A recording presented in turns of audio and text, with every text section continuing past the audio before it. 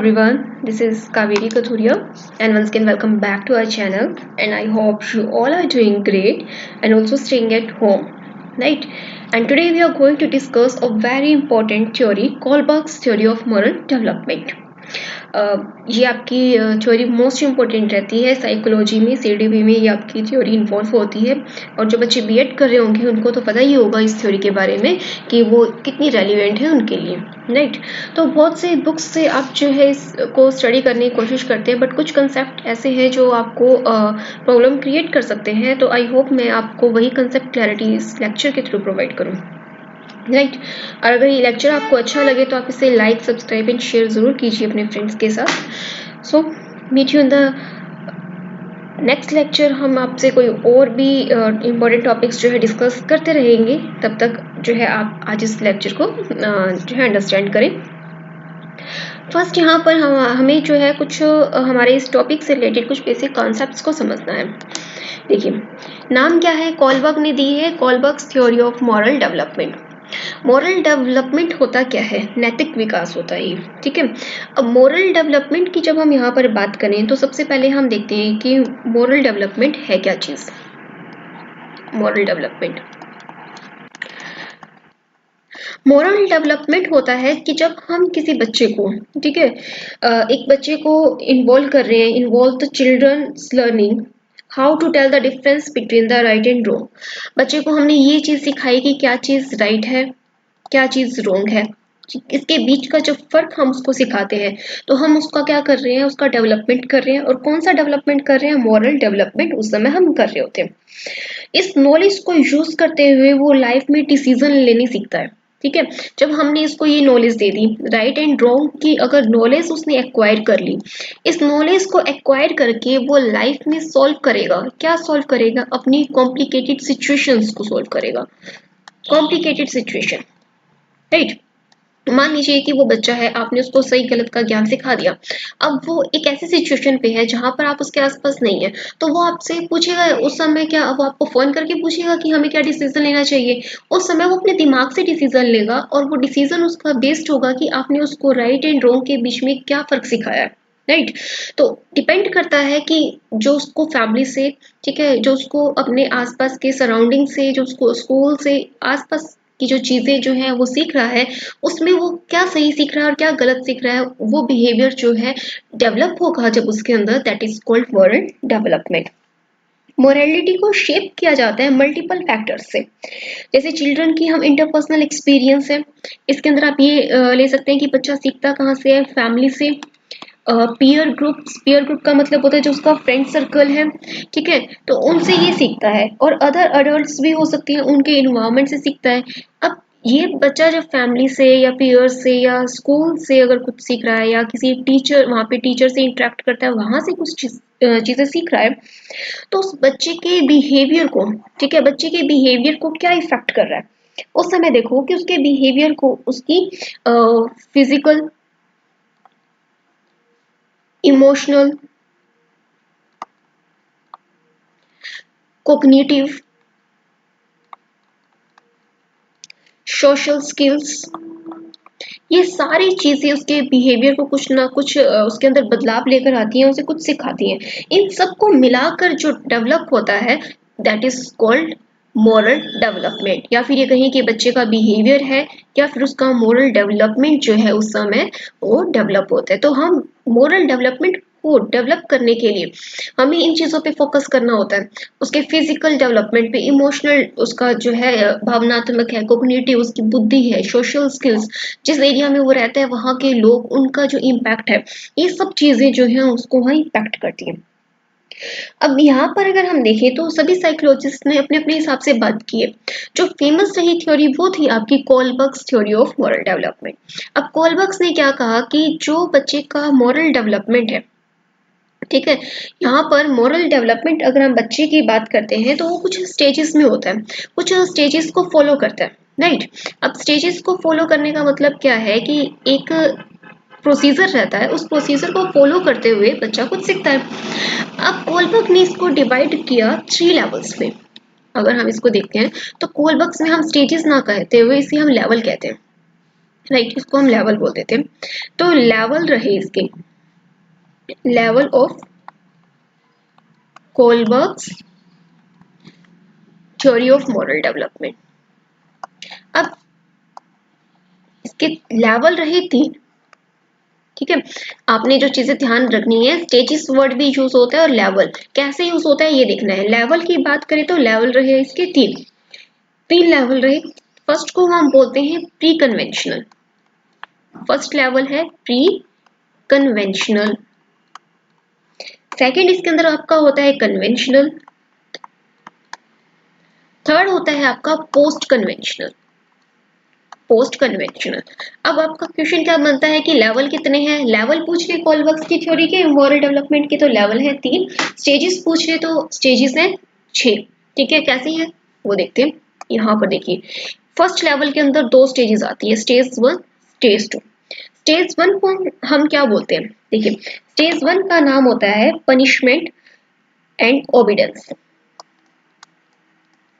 Punishment and ओबीडेंस बोलते हैं इसको, पनिशमेंट एंड ओबीडेंस।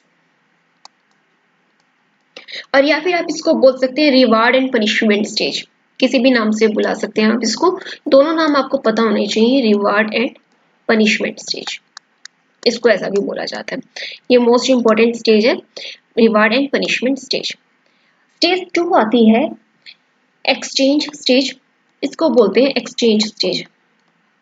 इसके अल्टरनेट नेम होते हैं, ये आप नेम जो है ध्यान रखें। एक्सचेंज स्टेज भी बोलते हैं इसको, स्टेज ऑफ ईगो भी बोलते हैं, ठीक है। इसको स्टेज ऑफ ईगो भी बोलते हैं, और इसी को आप क्या बोलते हैं, self interest orientation, self interest orientation भी बोला जाता है। तो ये अलग अलग नाम है और आपसे कॉम्पिटिटिव एग्जाम में किसी भी नाम से पूछा जा सकता है, ओरिएंटेशन स्टेज। तो ये है, यहाँ पर आप पहले हम इन 2 चीज को समझ लेते हैं, इसके बाद हम मूव करेंगे नेक्स्ट लेवल पे। अब यहाँ पर आपको ध्यान क्या रखना है, लेवल है आपका 1, लेवल क्या है, pre conventional level. Pre conventional level आपका क्या कहता है, देखिए जब हम इस लेवल की बात करते हैं तो ये एक ऐसी स्टेज है मॉरल डेवलपमेंट की जो करेक्टराइज्ड है by the concrete perspective, concrete individual perspective, ठीक है। यहाँ पर जो बिहेवियर होता है वो मोटिवेट होता है किस चीज से, by the anticipation of the pleasure और द पेन। एक ऐसी सिचुएशन है जहां पर बच्चा अभी ऐसी स्टेज में है जो वो चीजों को सीखता है 2 चीजों के डर से कह सकते हैं आप, ठीक है। मतलब उसको, अगर आप छोटे बच्चे को ऑब्जर्व करें, उसको कोई काम दिया जाता है, अब वो काम क्यों करता है, क्योंकि उसको ये है इसके दिमाग में अगर काम नहीं किया तो उसको पनिशमेंट मिलेगी, और अगर काम कर लिया तो उसको रिवॉर्ड मिलेगा। तो यहाँ पर बच्चा जो है उसका बिहेवियर जो है किस चीज से मोटिवेट होता है, by the anticipation of the pleasure and pain, मिलने काम के अगेंस्ट मिलने वाला पेन और या फिर उसके अगेंस्ट मिलने वाला प्लेजर, ठीक है। तो इसीलिए हम फर्स्ट स्टेज को बोलते हैं पनिशमेंट एंड ओबीडेंस, पनिशमेंट एंड ओबीडेंस के नाम से इसको जाना जाता है। अब इस चीज को अगर हम थोड़ा सा डीपली देखें तो गुड और बैड जो है डिपेंड करता है फिजिकल कॉन्सिक्वेंस पे। बच्चा डरता है कि उसके जो काम का रिजल्ट होगा, ठीक है, उसके काम का रिजल्ट या तो उसको पेन मिलेगी, पनिशमेंट होती है, और वो क्या मानकर चलता है जो रूल्स है यहाँ पर, जैसे उसको ये होता है कि जो ये काम बोल दिया उसको करना ही पड़ेगा, मतलब उसको जो रूल्स बता दिए उन रूल्स को फिक्स्ड मानता है कि जैसे इनको चेंज नहीं कर सकते। फॉर एग्जाम्पल कि अगर घर में किसी एल्डर ने उसको कोई काम बोला तो वो काम करता है, क्योंकि उस समय बच्चा डरता है। तो यहाँ पर क्या है कि पनिशमेंट और ओबीडेंस का मेन रोल रहता है। नेक्स्ट होता है आपका एक्सचेंज स्टेज, एक्सचेंज स्टेज, और इसको स्टेज ऑफ ईगो भी बोला जाता है, इसी के साथ सेल्फ इंटरेस्ट ओरिएंटेशन भी इसको बोला जाता है। ये एक ऐसी स्टेज होती है, कोलबर्ग्स के अकॉर्डिंग इन्होंने कहा कि एक ऐसी स्टेज होती है जिसके अंदर बच्चा जो है सेल्फ ओरिएंटेड हो जाता है। सेल्फ ओरिएंटेड का मतलब क्या है कि वो पहले अपना हित देखता है। जैसे होता है ना कि अगर हम बच्चे को कहते हैं कि काम करो, और वो क्या कहता है कि मैं काम तो कर दूंगा लेकिन इसके बदले मुझे क्या मिलेगा, ठीक है। जैसे वो डिमांड करता है कि मुझे इस काम के बदले चॉकलेट चाहिए, या मुझे इस काम के बदले फोन यूज करना है, या फिर मुझे कहीं बाहर लेकर जाना। तो ऐसी एक सिचुएशन जो है माइंड में उसके जो है बननी शुरू हो जाती है एक ऐसी, ठीक है। तो हम यहाँ क्या कह सकते हैं, in this stage there is increased recognition that others have their own interest and should be taken into account। यहाँ पर वो ये समझ जाते हैं कि यहाँ पर हमारा भी खुद का कोई इंटरेस्ट है और जिसको ध्यान में रखा जाना चाहिए। Right.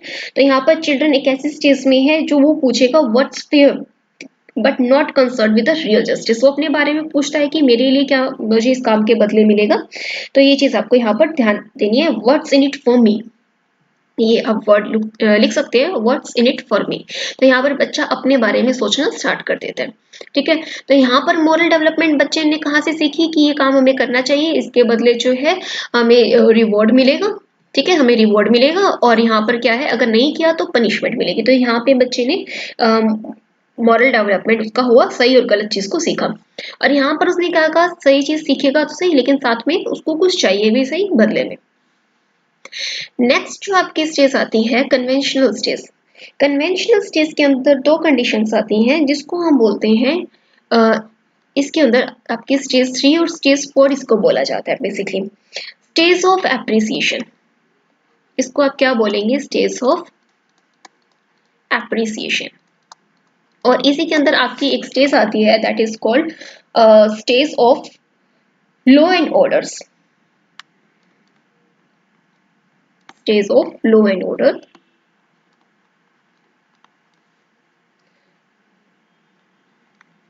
of maintaining social order। ये दो स्टेजेस है।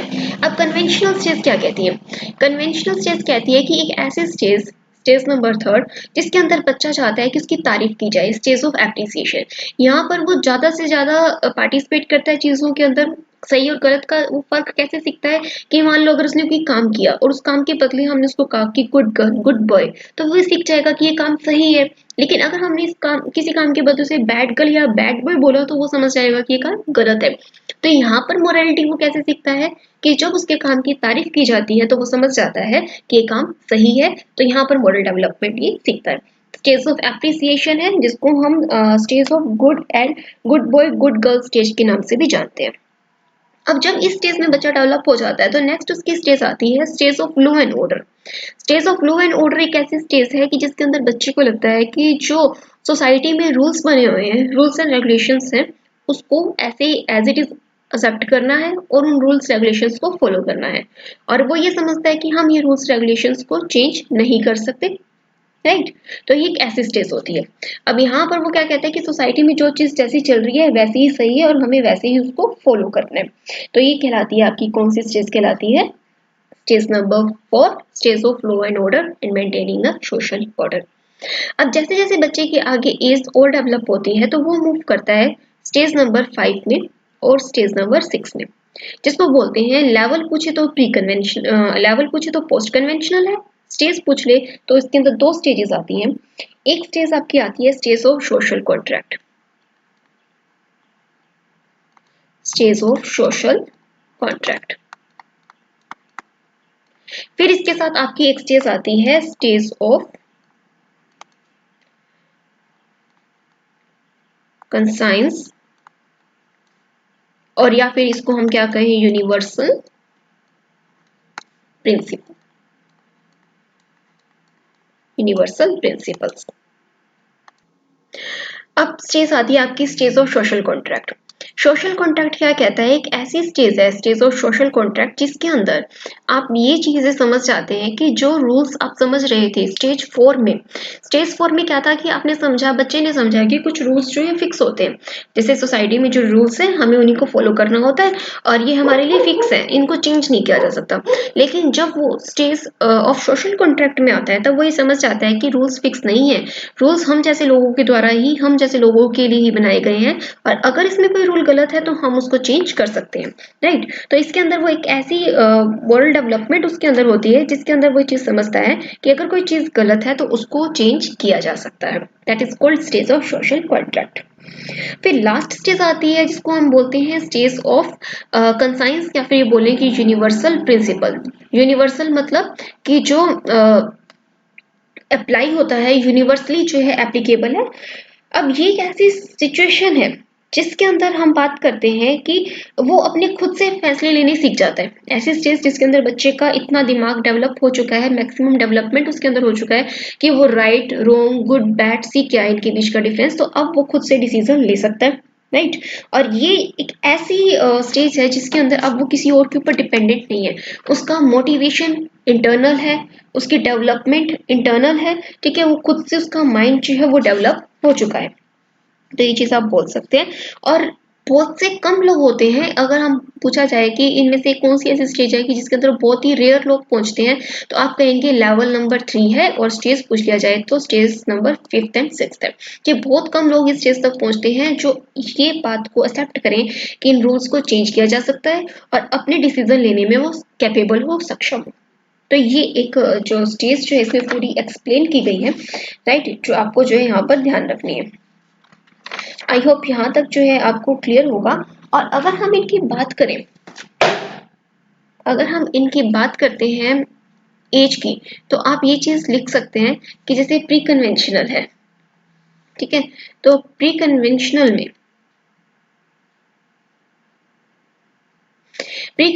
में एज इंक्लूड की जाती है 4 to 9 ईयर्स, 4 से 9 साल तक का बच्चा। और कन्वेंशनल में आती है 9 to 13, और इसमें आती है अबव 13। तो ये इस तरह से हमारा मॉडल डेवलपमेंट जो है इसके अंदर होता है according to the Kohlberg's theory of moral development. I hope यहाँ तक ये आपको क्लियर होगी, और आप इसके पॉइंट्स को नोट भी कर सकते हैं और प्रिपेयर कर सकते हैं अपने फर्दर किसी भी कॉम्पिटिटिव एग्जाम के लिए। So meet you in the next lecture. Thank you very much.